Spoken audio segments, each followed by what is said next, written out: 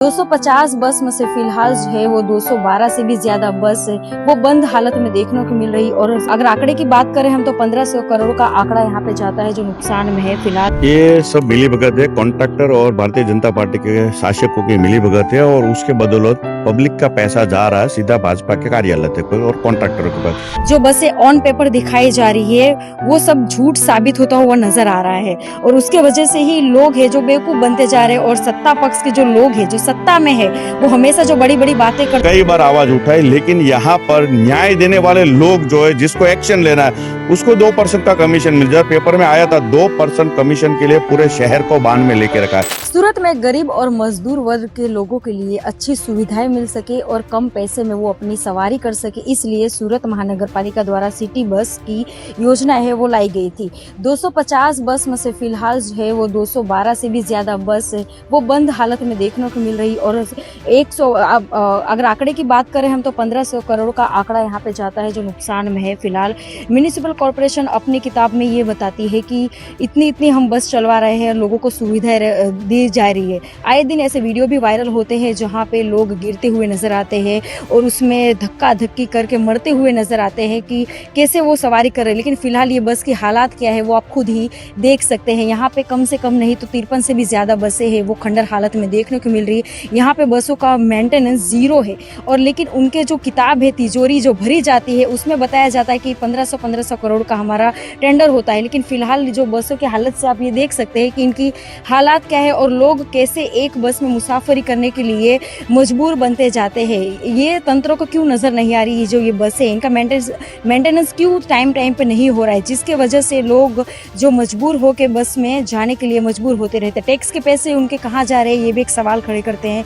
तिजोरियां इन लोग भरने की तादाद में होते हैं और फिलहाल जो ये बस की हालात है वो खुद ही आप यहाँ पे देख सकते हैं। ये सब मिलीभगत है, कॉन्ट्रैक्टर और भारतीय जनता पार्टी के शासकों की मिलीभगत है और उसके बदौलत पब्लिक का पैसा जा रहा है सीधा भाजपा के कार्यालय तक और कॉन्ट्रैक्टरों के पास। यहाँ पर ये जो हंसा इजारदार करके है उसको ये कॉन्ट्रैक्ट दिया है। उसके 2 साल पहले भी इनकी 350 में थे 175 बसें खंडेर हालत में पड़ी थी, डेपो में पड़ी थी, लेकिन पैसे चुका रहे थे। आज वही एजेंसी को वापस कॉन्ट्रैक्ट दिया है। सब पता है, हर एक पेपर्स में इसका लेख आ चुका था, उसके बावजूद भी इसी कंपनी को कॉन्ट्रैक्ट रिन्यू किया। आज 250 बसें चलाने का कॉन्ट्रैक्ट है। 110 से 112 बसें इसकी अलग अलग डिपो में खंडेर हालत में पड़ी है। 2 जगह पर यह कौभांड हो रहा है। एक भी बस ऐसी नहीं है जिसको आरटीओ, गुजरात सरकार का आरटीओ है वो फिटनेस सर्टी दे पाए, ऐसी परिस्थिति नहीं है। इसके बावजूद भी सब बसों को फिटनेस सर्टी मिल गया है। कैसे? क्या पैसा खिलाकर मिला है या एक ही बस को 10 बार दिखाकर मिला गया है? तो एक तो ये है। दूसरा कि पब्लिक को अलग अलग हिसाब से हर जगह पर बोलते हैं हमने ये सुविधा दी, हम इतने सस्ते रुपए स्टूडेंट्स के लिए पास लाए, लेकिन आपकी बस ही नहीं आ रही है।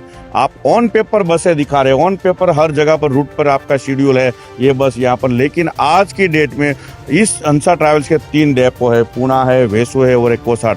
आप तीनों जगह पर एनी टाइम जाओगे आपको 110 से 12 बसों की काउंटिंग मिलेगी कि हर अलग अलग टाइम पर यहाँ पर 110 बार। अब 50% बस अगर डेपो में पड़ी है तो रोड पर क्या चल रहा है? पैसा किसके नाम पर जा रहा है? कई सारी बसें हैं जो मेंटेनेंस के नाम पे आती है, उसकी एंट्री नहीं होती है और वो रूट पर दिखा जाती है। ऐसे भी कई बसें दिखी है। तो ये पूरा कौभांड इस तरीके का है कि लोगों को जाहिर परिवहन सेवा के नाम पे अपनी खुद की एजेंसियां है उसको ये पैसा ट्रांसफर करना है। और ये एक एजेंसी नहीं, अभी 2 और एजेंसी का ऐसा है। ओलेक्ट्रा करके एजेंसी है, उसको 150 बसों का कॉन्ट्रैक्ट मिला है।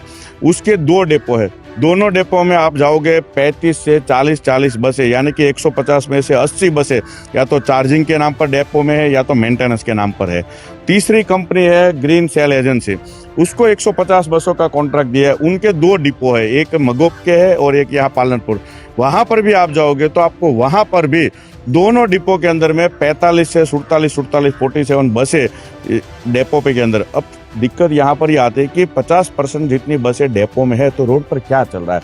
सारी की सारी एजेंसी कितने साल हो गए हैं कि हर यहाँ के भाजपा के म्यूनिसिपल काउंसिलर और उनके लोग बोल रहे हैं इतनी सारी इलेक्ट्रिक बसें होगी, इतनी सारी।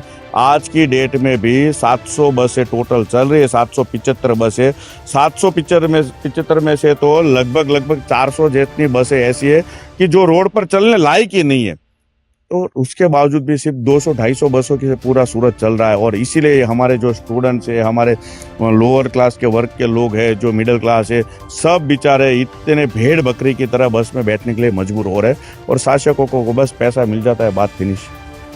ये कितने समय से इस प्रकार की जो ये घटनाएं सामने आ रही है और अभी तक तंत्र इस पे क्यों ध्यान नहीं दे रहा? ये कम से कम 2024 में मैंने पूरा मुद्दा उजागर किया था। उस वक्त हालांकि सारे के सारे न्यूज़पेपर्स में ये बात छपी थी, पूरे प्रूफ के साथ में छपी हुई थी। अब तब से लेके कई बार आवाज उठाई, लेकिन यहाँ पर न्याय देने वाले लोग जो है, जिसको एक्शन लेना है, उसको 2% का कमीशन मिल जाए। पेपर में आया था 2% कमीशन के लिए पूरे शहर को बांध में लेके रखा है। यहाँ पर ये जो 250 बस चल रही है, 250 के हिसाब से एक बस में 2 ड्राइवर होने चाहिए, 8-8 कलाक की शिफ्ट है, यानी कि 500 ड्राइवर चाहिए। यहाँ पर 53 बस का टेंडर है यहाँ से देने का। यहाँ पीछे इसका डेपो है, इस डेपो में आप जाओगे तो वहां पर आपको कागज मिलेंगे। सिर्फ और सिर्फ 38 ड्राइवर्स है। अब 38 ड्राइवर्स है, या तो ड्राइवर के पास डबल शिफ्ट में काम करा है, फिर वो थक जाता है, एक्सीडेंट होता है, लोग मरते हैं। दूसरी चीज, हमें इस सारे बसों का पैसा जो देना होता है, वो पैसा इसके कितने किलोमीटर चले उसके हिसाब से देना है। एक भी बस का मीटर जो है शुरू नहीं है। फिर ये पूरी सिस्टम किस बेस के ऊपर इसको किलोमीटर रीडिंग कर रही है और पैसा दे रही है? सब मिली जुली सरकार बना के पैसा मिल बांट के खा रहे और आलीशान कार्यालय बनते हैं। पब्लिक बेचारे मूंझवण में है कि हम क्या करें, किसके भरोसे पर बैठे। तो फिलहाल है तो ये जो बस का मेंटेनेंस है, मेंटेनेंस के नाम पे ये जो सारी बसें हैं वो यहाँ पे ऐसे डेपो में पड़ी रहती है और ये बसों की हालत भी क्या है फिलहाल आप खुद ही ये देख सकते हैं। इनका मेंटेनेंस हो पाना भी फिलहाल तो मुश्किल नज़र आ रहा है। और इतनी बड़ी संख्या वाला ये सूरत स्मार्ट सिटी शहर है और यहाँ पे 700 से भी 50 ज़्यादा बसें चल रही है, लेकिन फिलहाल जो बसें ऑन पेपर दिखाई जा रही है वो सब झूठ साबित होता हुआ नज़र आ रहा है। और उसके वजह से ही लोग हैं जो बेवकूफ़ बनते जा रहे हैं और सत्ता पक्ष के जो लोग हैं जो सत्ता में है वो हमेशा जो बड़ी बड़ी बातें करते हैं, उनके बातें यहाँ पे फिलहाल आपको नजर आती हुई देखने को मिल रही है। हर बार यही कहा जाता है कि बसें मेंटेनेंस में है, मेंटेनेंस में, लेकिन मेंटेनेंस में से बस आती क्यों नहीं है? इसका रीजन आप खुद यहाँ पे देख लीजिए कि क्यों मेंटेनेंस में बस नहीं आती। ये बस एक भी ऐसी नहीं है कि जिसका मेंटेनेंस कर पाए और इसी वजह से करोड़ों करोड़ों रुपए के टेंडर पास हो जाते हैं, लेकिन ये बस की हालत ऐसे ही नजर आती है और लोगों को हमेशा की तरह आज भी लोगों को बेवकूफ बनाया जा रहा है और टैक्स के पैसे उनकी तिजोरी में सीधे लिए जा रहे हैं। फिलहाल तो आप यहाँ के हालात के हिसाब से देख ही सकते हैं कि यहाँ के सत्ता पक्ष जो भाजपा की सरकार इतने समय से यहाँ पे उनका गढ़ माना जाता है, उनका राज यहाँ पे चलता है, वो हमेशा बातें करती है वो कि हम जनता के लिए ये करेंगे वो करेंगे, लेकिन फिलहाल जनता के लिए वो क्या करिए वो आप खुद इस नज़ारा से देख सकते हैं। सूरत से पूजा के साथ बतंगड़ न्यूज़।